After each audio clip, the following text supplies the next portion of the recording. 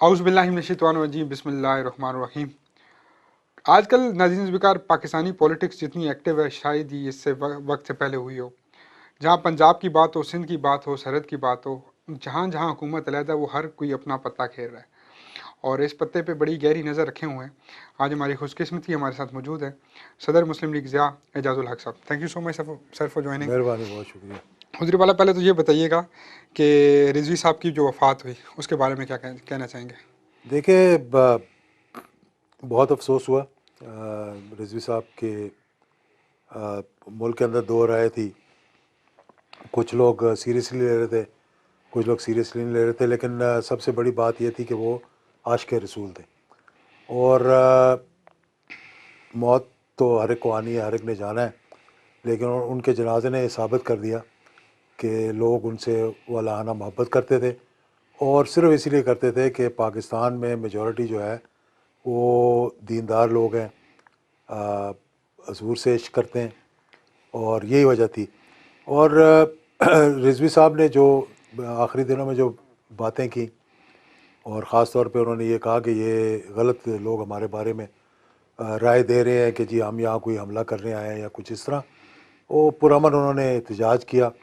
और मेरा ख़्याल है कि पूरे आलम इस्लाम के मुसलमानों की तर्जमानी की उन्होंने, क्योंकि ये किसी से बर्दाश्त नहीं होता कि हज़ूर सल्लल्लाहु अलैहि वसल्लम के बारे में कोई भी गुस्ताखी कर बिल्कुल। गुस्ताखी करे।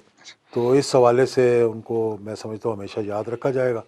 और जमात भी उनकी लोगों को इतना मालूम नहीं है, लेकिन पंजाब में तीसरे नंबर पे वोट लेने वाली जमात थी उनकी।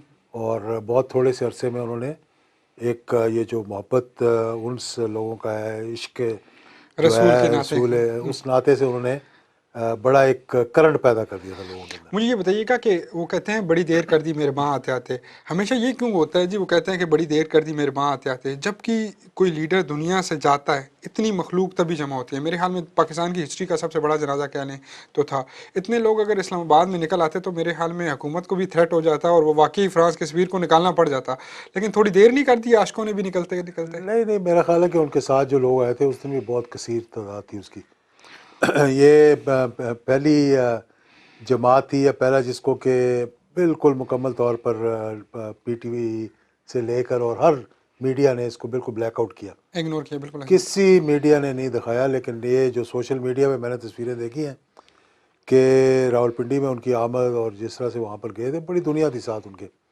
और एक जम गफ़ीर था जो साथ था। और लाजमी बात है फिर ये तो जनाजा और अकीदत और ये जो जो मोहब्बत थी। किसी के जाने की वजह से, तो वो लोगों ने फिर अपना इजहार जो है वो भी करना था, और वो एक किया और भी उन्होंने। फौतगी की तरफ चलता हूँ, मियाँ साहिबान की जो वालदा हैं वो वफात पा चुकी हैं। बड़ा अफसोस हुआ है उसका भी। कोई रब्ता किया कोई किसी से? मैंने पैगाम दिया उनको, इसहाक डार साहब से रब्ता हुआ, उनको मैंने पैगाम दिया, मीडिया पे भी पैगाम दिया उनका। इनकी देखें, मियाँ नवाज शरीफ साहब की वालदा जो थी ना, एक बहुत ही मजहबी खातून थी। और मैंने उनको बड़े करीब से देखने का मौका मिला, ख़ुसूसी तौर पर जब वो जिन दिनों में वो मक्का और मदीने में थी, और वैसे भी जब रेगुलर जाते रहे। मैं कई मरतबा हम इकट्ठे भी गए उम्रा करने के लिए मियाँ नवाज शरीफ साहब के साथ। जब 27वीं को हम जाया करते थे या आखिरी अशरे में जब जाया करते थे, तो ये दोनों वालदैन इनके, जो वालिद साहब भी जो मियाँ थे और शरीफ साहब। वालदा भी जो थे, मियाँ शरीफ साहब भी नहायत ही सादगी के साथ एक बड़े हम्बल और ख़ुसूसी तौर पर बड़े दीनदार लोग थे। और इनकी वालदा भी बड़ी दीनदार थीं, और इन्हीं की दुआएं थीं जो कि मियाँ नवाज शरीफ साहब के और शहबाज शरीफ साहब के पीछे थीं। और वालदा की दुआ हमेशा आंखों हमेशा पर के सक्सेस साथ करती हैं। थी। और वाला आप बातें हैं थोड़े से करंट अफेयर की तरफ। बुजदार साहब अपनी इनिंग तकरीबन 50% खेल चुके हैं।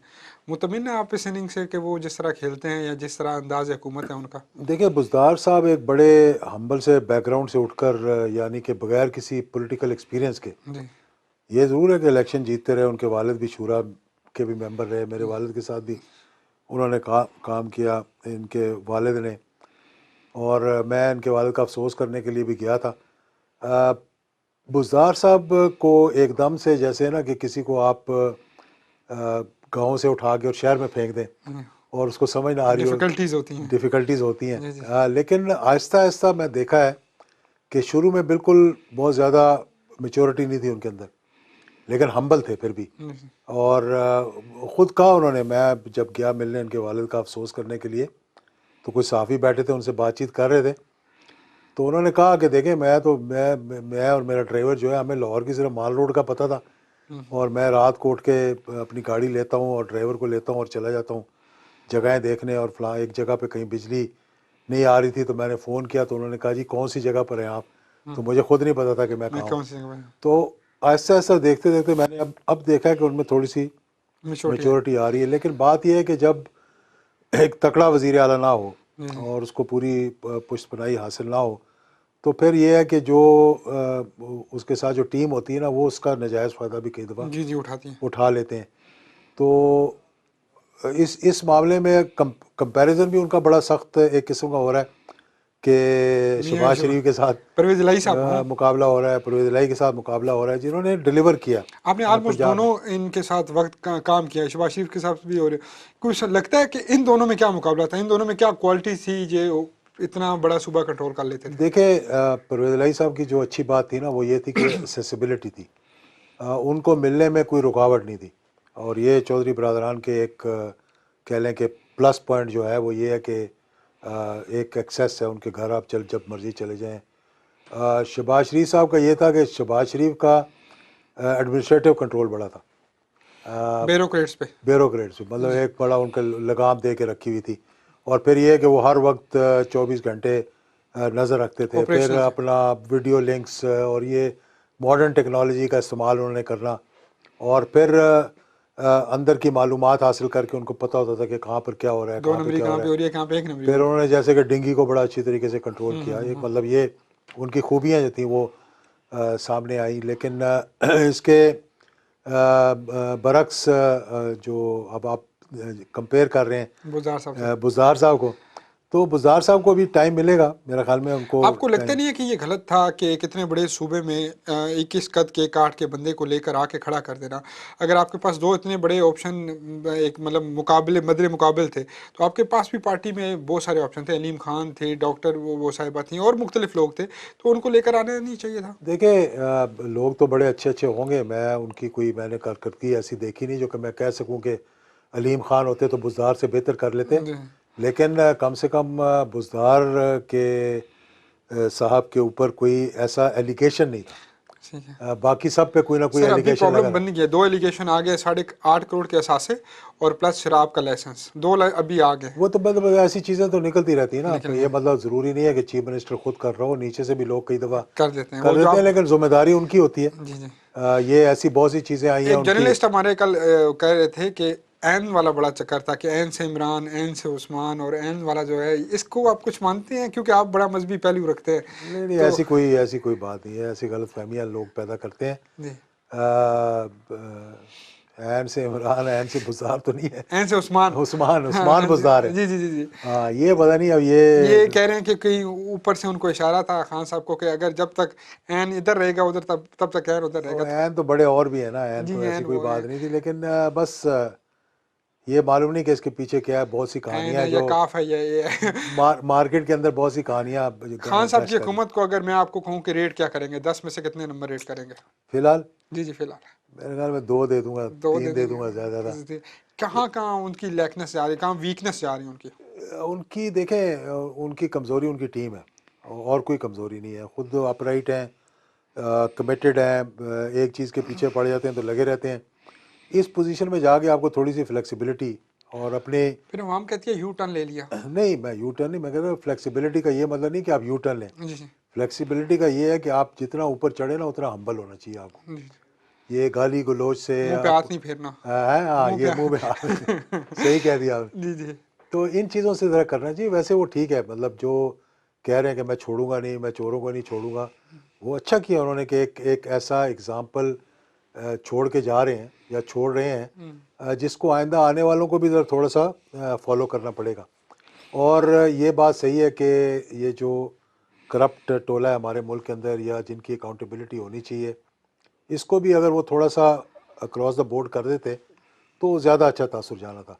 तो मौजूदा सूरत हाल में इनकी जो सबसे बड़ी कमज़ोरी रही है वो ये कि ये एक अच्छी टीम नहीं लेकर आ सके। वो जो कि डिलीवर करके उनको देती है। इनके पास ऑप्शन ज़्यादा हैं, ये लोगों को बैक फुट पे क्यों रखते हैं, उसकी जगह गलत ऑप्शन क्यों चूज़ कर लेते हैं?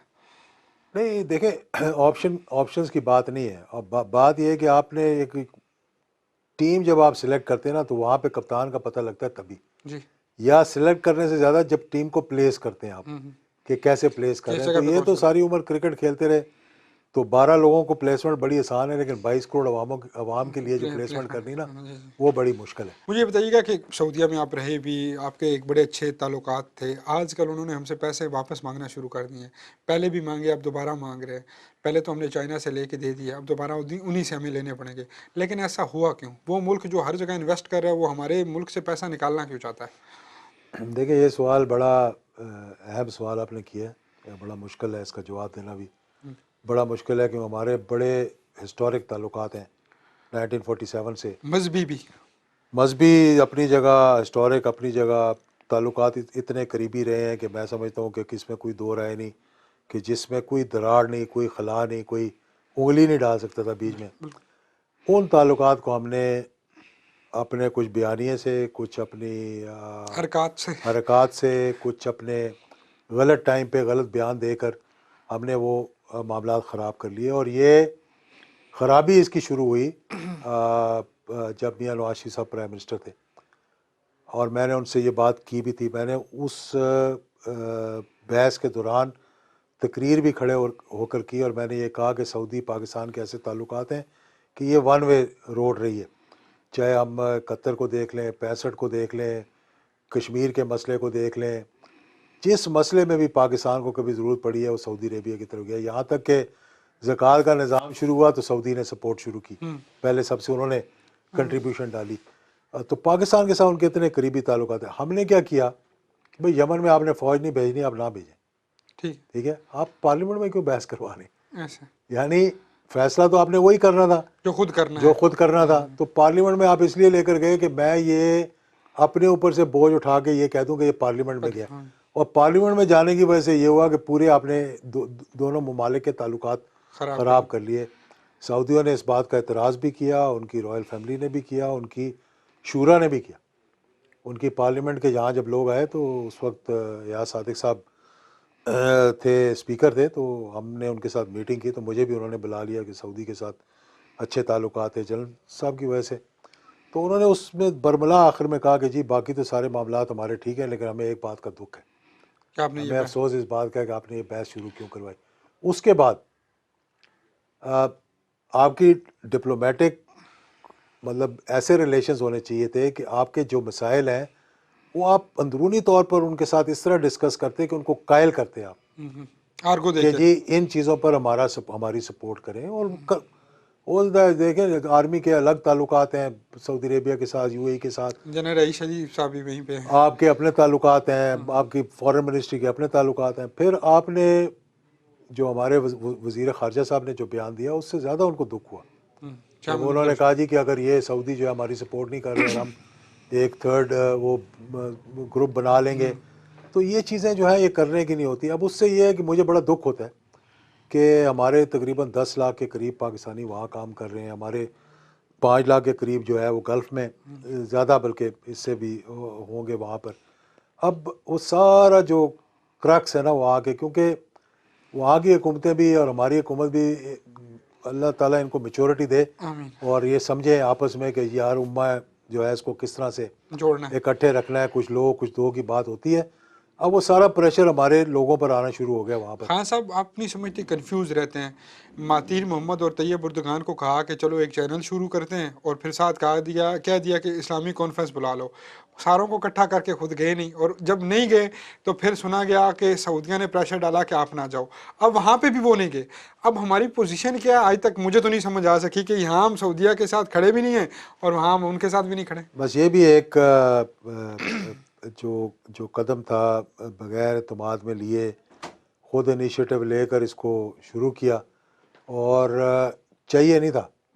मतलब जैसे कि मैंने कहा ना कि वज़ीर ख़ारजा साहब का बयान आया, जैसे कि पार्लियामेंट के अंदर बहस हो गई, इसी तरह से ये भी एक ऐसा कदम था जो मैं समझता हूँ कि नहीं उठाना चाहिए। मिलता हूँ मुझे छोटे से ब्रेक के बाद और गुफ्तगू को यहीं से जारी रखूँगा।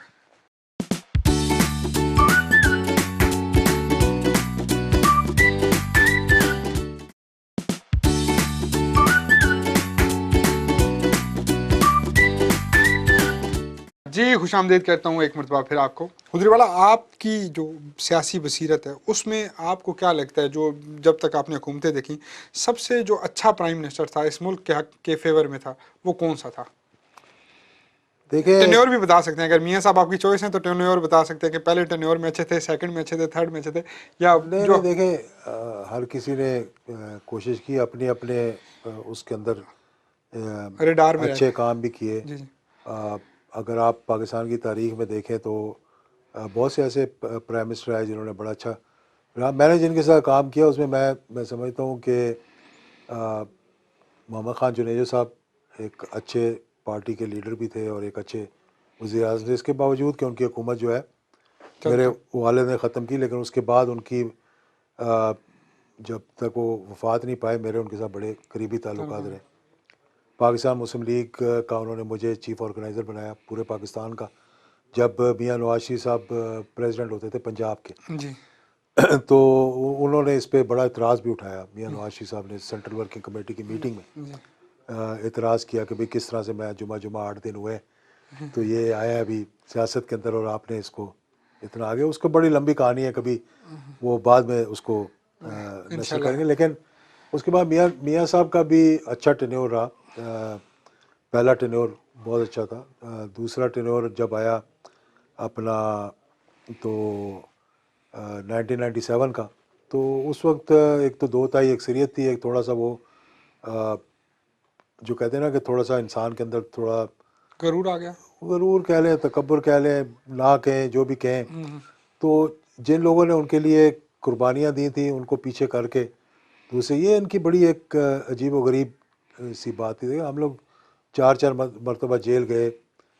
शेख रशीद साहब ने 2 साल 2.5 साल जेल काटी। जब वक्त आया कि जी काबीना में लेना है तो कहा जी मेरे हाथ बंधे हुए हैं। इस किस्म के मतलब बहाने जो कि झूठ पे मबनी थे, सही बात नहीं थी जो। तो एक तो ये उनका था।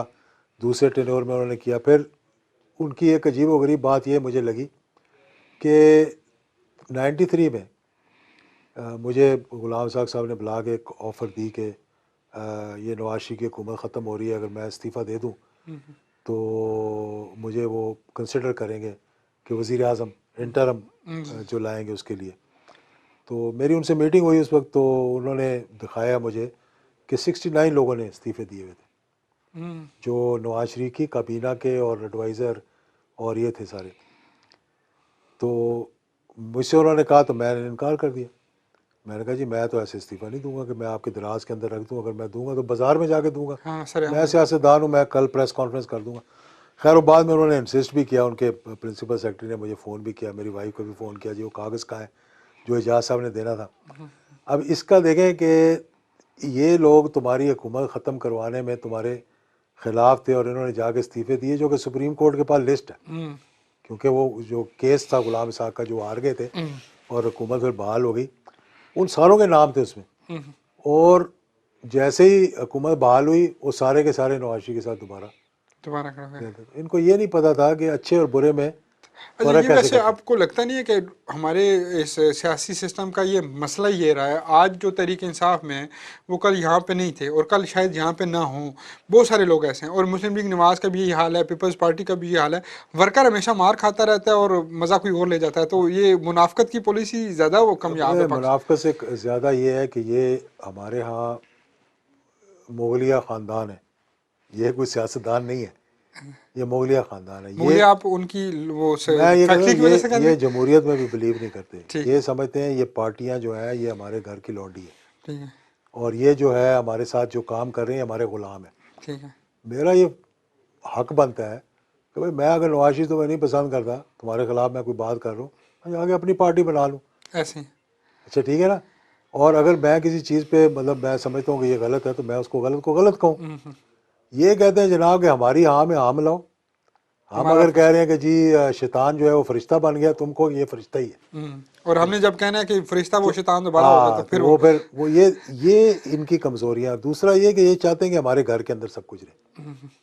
ये चाहते हैं जनाब कि मैं अगर वज़ीर आज़म हूँ तो मेरी बेटी जो मेरे साथ वाले दफ्तर में बैठे, मैं अगर वज़ीर आला हूँ तो मेरा बेटा जो है वो डिप्टी वज़ीर आला बने। ये कमज़ोरी खाली नवाज शरीफ ख़ानदान की नहीं थी, ये दूसरों के ज़माने में भी रही है। ठीक है। मतलब कि वो भी यही करते रहे, लेकिन ये इतना ओपनली नहीं था जितना ओपनली इन लोगों ने किया कर दिया कि कोई अनइलेक्टेड है, बच्चा है या बच्ची है, यार उसको दूर रखो मामला से। और लोगों को पता भी नहीं होना चाहिए यार ये कि इनके ख़ानदान का फ़र्द है। लेकिन आपकी आधी पॉलिसी जो है वो आपके अनइलेक्टेड आपके बच्चे चला रहे हैं, चलो, तो फिर आप किस तरह आगे डिलीवर करेंगे जाके? खान साहब के दौर में देखें बहुत सारे जो मुशीर हैं, वज़ीर हैं, वो पहले तो बाहर से हैं। जुल्फ़ी बुखारी साहब हों, मोहित यूसुफ साहब हों, अभी तो नदीम अफजल चंद साहब का कैनेडियन नेशनलिटी निकल आई है, और बड़े सारे मसले मसाइल हैं। तो ये जितने भी इम्पोर्टर्स हैं या जो आए हुए इम्पोर्ट किए गए हैं, ये आपको लगता है कि हमारे बेसिक मसाइल को समझते हैं? बिल्कुल नहीं समझते, और ना ही वो समझने की कोशिश करते हैं। ये टेक्नोक्रेट्स हैं बेसिकली, जिनको लाया जाता है। और खैर जुल्फ़ी बुखारी की तो स्टोरी बिल्कुल ही अलग है, मैं उस पर तबसरा भी नहीं करना चाहता। ये एक ज़ाती ताल्लुकात की वजह से कुछ लोग हैं जो आ जाते हैं। हर वज़ीर आज़म के कोई ना कोई रहे। वो मैं इससे पहले कि भूल जाऊँ, आपने जो दौर की बात की ना, कि जो मुझे अच्छा दौर लगा काम करने के हवाले से, एक्सप्रेशन ऑफ मतलब अपने इज़हार करने से, अपने आइडियाज़ को इम्प्लीमेंट करने के, अपनी आइडियाज़ को प्रोजेक्ट करने से, और अपने डोमेन में किसी की मुदाखलत, चाहे वो सदर और वज़ीर आज़म क्यों ना हो, अगर ना कर दी तो ना कर दी, तो वो सबसे अच्छा दौर जो रहा ना वो परवेज़ मुशर्रफ के ज़माने में था। शौकत अजीज़ साहब? शौकत अज़ीज़ का भी, और ज़फ़रुल्लाह जमाली का भी। हाँ, शौकत अजीज़ साहब को तो कहा नहीं जाता था कि वो तो बहुत डम्मी हैं? नहीं, डमी तो बिल्कुल नहीं था, वो बहुत ज़हीन शख्सियत थी। लेकिन ठीक है, वो पॉलिटिशियन नहीं थे, तो पॉलिटिकल नहीं थे, लेकिन उनकी पीआर और उनकी मार्केटिंग से बेहतर किसी की मार्केटिंग नहीं पाकिस्तान में मैंने ईमान कभी ताहिर देखी। को बिठा के अटक से उनको और लगाया नहीं, गया। एक्सेसिबिलिटी थी। अगर मैं फ़ोन नहीं करूँगा एक हफ़्ते में, तो वो शायद 3 दफ़ा मुझे कर लें पूछने के लिए कि ये क्या हुआ, ये हुआ। उधर हज पे हम जा रहे हैं, उधर सैलाब आ गया, तो मैं एक दफ़ा उनको बताया, उन्होंने 6 दफ़ा मुझसे पूछा फ़ोन करके कि अब क्या हालात है, कितने लोग हैं अस्पताल में, कितने लोग हैं। तो ये होता है, मतलब कि फोकस था बिल्कुल। फोकस था बिल्कुल, और डिलीवर भी किया उन्होंने। जमाली साहब को हटा क्यों भी दिया गया था? यकदम सरप्राइज मिला अवामुन्नास को। बस उनके भी अंदर की बातें होती हैं, आपको पता है ना इनको। वही है कि वो भी पहले वन पेज कहते हैं, सेम पेज पे है, तो वो पेज पे जब उन्होंने लकीरें गलत डालनी शुरू कर दी, तो फिर वो पेज तो नहीं रहता वो। आप क्या समझते हैं, एक मैं जनरल पॉइंट लूँ, ओपिनियन तो जमहूरियत ही होता है, लेकिन ये जो अमरीयत होती है, अगर ये अवामुन्नास को फ़ायदा देना शुरू कर दे, तो क्या मुल्क के अंदर अमरीयत को आप सपोर्ट करने के हक़ में हैं? देखिए, नहीं, बेसिकली तो मैं इसके हक़ में नहीं हूँ, ठीक तो है। अगर आपको सही बताऊँ तो, क्योंकि मैंने अपने वालिद साहब का भी दौर देखा, वो लोग डिलीवर हुआ, 11 साल अमल रहा, कीमतें नहीं बढ़ी, लोग खुश थे। मतलब मुशर्रफ कि साहब का भी खुश थे वहाँ। मुशर्रफ साहब का दौर भी ठीक रहा, कोई फैसले एक दो ऐसे हुए जो उन्होंने मजबूरी के तहत लिए, जैसे 9/11 के बाद जो फैसला उन्होंने किया, कुछ लोगों को पसंद आया, कुछ को नहीं आया। उनके पहले 3 साल 4 साल का जो दौर था बहुत अच्छा रहा, लेकिन जब बाद में वो प्रॉब्लम ये होता है, जो जो मार्शल लॉ के ज़रिए आते हैं, जब वो अपने आप को पॉलिटिकल बनाने की कोशिश करते हैं ना, और जब पॉलिटिक्स में जाने की कोशिश करते हैं, फिर कॉम्प्रोमाइज़ शुरू हो जाते हैं। और जब कॉम्प्रोमाइज़ शुरू हो जाते हैं, तो ना वो तीतर रहता है ना बटेर रहता है। गिव एंड टेक की पॉलिसी होती है, कुछ लोग कुछ बस दो। कुछ लोग कुछ दो भी रहे तो फिर भी ठीक है, लेकिन वो फिर आधा तीतर आधा बटेर ऐसा। ठीक नहीं रहता, कि जिसको आप समझ रहे हैं कि यार ये सबसे ख़राब काम कर रहे हैं, और वही फिर आपकी ज़रूरत बन जाए, और उसको ही ला कर आप सर पे चढ़ा लें अपने, तो वो भी बात ठीक नहीं होती फिर। तो ये चीज़ें जो है, हालांकि पाकिस्तान की तारीख को अगर देखा जाए, तो लोकल बॉडीज़ के इलेक्शंस ज़्यादा मार्शल लॉ के हुकूमतों के दौरान हुए हैं। ग्रास रूट लेवल पर डेमोक्रेसी मार्शल लॉज के ज़माने में ज़्यादा रही है, जो कि लोगों को मतलब डेवलपमेंट के हवाले से, दीगर हवाले से। जमहूरी दौर में जितने आप हमारे देखेंगे, आप देखें कोई लोकल बॉडीज़ के इलेक्शन ही नहीं कराते। अब पंजाब में देखें, 2.5 साल से लोकल बॉडीज़ फारग की हुई हैं, और अगले इलेक्शन ऐलान कर दिया था उन्होंने। मुझे नज़र नहीं आ रहे कि अब आइंदा होंगे कि नहीं ऐसे ही होंगे। होता क्या है। ज़रूरत थी? 36 ज़िले थे, आप वही 36 लोगों में का। से 26 लोग आकर आपके साथ बैठने को तैयार थे। यार उनको काम करने दो, किसी का ताल्लुक किसी पार्टी से भी हो, जब आपके होते हुए वो आपके साथ कोऑपरेट कर रहे हैं, तो आप उनको डिलीवर करने दें, लोगों की खिदमत करने दें। बीच में मुश्किलात आती हैं तो फिर आपको पता नहीं होता कि कौन बंद गली में जा रहा है? यहाँ पे कोई इस्टेब्लिशमेंट जा रही है, पीडीएम जा रही है, या हुकूमत जा रही है? देखिए बंद गली में तो कोई नहीं जाएगा, क्योंकि there is a light at the end of the tunnel always. जी जी जी। तो वो लाइट कहीं ना कहीं से तो निकल आएगी। ठीक है। एक बहुत बड़ा खला है इस वक्त पॉलिटिक्स के अंदर कोई कौन सा इदारा है, मैं पाकिस्तान में। अभी आपके सवाल के बीच में ही कहता हूँ, कोई या कौन सी शख्सियत है जो इन सारी चीज़ों को इकट्ठा कर सकती है? कोई है आपके जहन में या ख्याल में कि वो जाए तीनों के दरवाजे बजाए, भाई घर की लड़ाई है, टेबल पे आ जाओ, लड़ो मत? कोई है ऐसी शख्सियत? मौजूदा सूरत हाल में जो जो हालात मैं देख रहा हूँ, जिस एक्सट्रीम पे ये लोग जा चुके हैं, तो मुझे नहीं नज़र आ रहा कि कोई ऐसी कि शख्सियत? कोई ऐसी शख्सियत है। ये हुकूमत का ही काम होता है जी जी। कि वो कोई ऐसा किरदार अदा करे जिस तरह के धरने के दौरान पार्लियामेंट के अंदर जितनी जमातें थी वो एक पेज पे थी, और लाजमी बात है कि फिर जब आप सारे अंदर से एक पेज पे होंगे, कोई आपके ख़िलाफ़ भी जा रहा होगा तो वो भी नहीं जा सकेगा। बिल्कुल। तो वो बड़ी अच्छी हिकमत अमली थी, लोगों के साथ मीटिंग्स वीटिंग्स खुलकर होती थी। इस किस्म की शख्सियात रही हैं माजी के अंदर। नवाबज़ादा नसरुल्लाह ख़ान पाकिस्तान की सियासत में रहे हैं, बड़े हम्बल थे। फिर मोहम्मद ख़ान जुनैदी साहब ने भी जी जी बिल्कुल। एक ज़माने में मुफाहमत की मुफाहमती सियासत की कोशिश की, चाहे उसके पीछे मकासद कुछ और चोट थे, है। जी जी। लेकिन कोशिश उन्होंने की, और उसके अच्छे बुरे नताइज तो सामने आ गए फिर उनके। तो मौजूदा सूरत हाल में मैं समझता हूँ कि हर किसी को चाहिए कि बेटर सेंस शुड प्रिवेल, और एक अच्छी मुस्बत सोच होनी चाहिए, और हर किसी को ये सोचना चाहिए कि मैं किस हद तक आगे जाऊँ, तो मेरे लिए किस हद तक मैं आगे जाऊँ ताकि मैं वापस आ वापस आने का मेरे पास रास्ता हो। बिल्कुल। चाहे उसमें इस्टेब्लिशमेंट भी है, जी जी। एक हद तक आप आगे ज़रूर जाएं, लेकिन आप ये देखें कि आप में फ्लेक्सिबिलिटी होनी चाहिए। यहीं से एक समझ में आती है चीज़ कि मुझे क्यों निकाला, जो पॉलिसी थी या जो धरना था या जो लाए अमल था या जो बयानिया था, आप उससे इत्तेफाक करते हैं कि मुझे नहीं, आज से पहले जितने प्राइम मिनिस्टर आते हैं उन्हें वक्त से पहले निकाल दिया जाता है, ऐसे वैसे, और इसलिए निकाला जाता है, उसकी ये वजूहात हैं। आपको लगता नहीं है कि कहीं ना कहीं उधर भी सच है? देखिए, बहुत सी ऐसी हकीकतें होती हैं, बहुत सी अपने अंदर से देखी हैं चीज़ें, जी। जो आज ये बात कर रहे हैं कल वो यही काम कर रहे थे, और मकफात अमल। इससे बढ़कर कर रहे थे। ठीक है।